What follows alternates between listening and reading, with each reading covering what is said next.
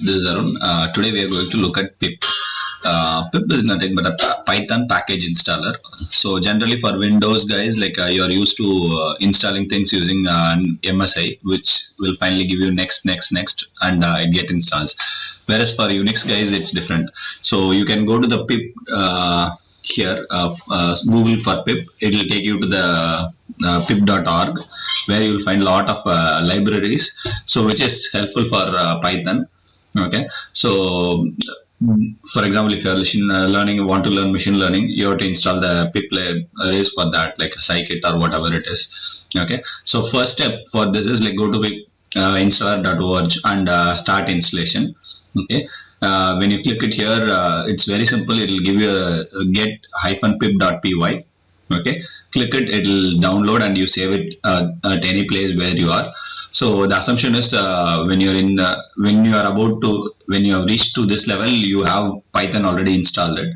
Okay, so I'm just saving it, and all I need to do is double click and start pip. Okay, so all the Linux guys are used to the package manager styles or Unix variants, I would say. Okay, so they all have a thing. So when you click it, it will start pulling out all the associated files for it from the internet for you, and it will store it in a place called scripts within your Python installation. For example, if you have a 3.1, there will be a folder called scripts. Inside that, it will install. So the next step we need to do is like go and set the environment variables. So setting environment variable is very simple. Like always you will have something called advanced settings. So in this I'm showing. For other variants, like if you Google, you will be able to get it, how to set the path variable.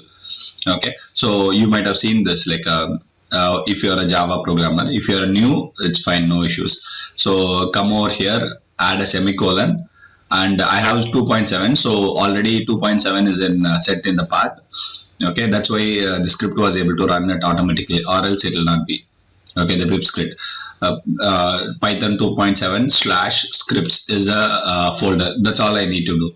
Okay, from now onwards, for any installing new package, I don't need to worry. I don't need to struggle a lot. All I do is like tell the pip, he'll go and find wherever it is, and he'll install it for me. Okay, I'm opening a new command line because since I have added a path variable, I have to always open a new command line. This is a standard procedure in Windows. Okay, if I click pip, it will show all the options for pip. Okay, if this comes up, your pip installation is successful. If it is not, tell me the error or Google the error, you will be able to find it. It is a very simplest procedure. Okay, so the next step is if I want to install a library, all I have to do is pip install and the library name. So whatever library name is I want to give it, I have to give it. For example, if I want to pandas, I have to install the pandas thing.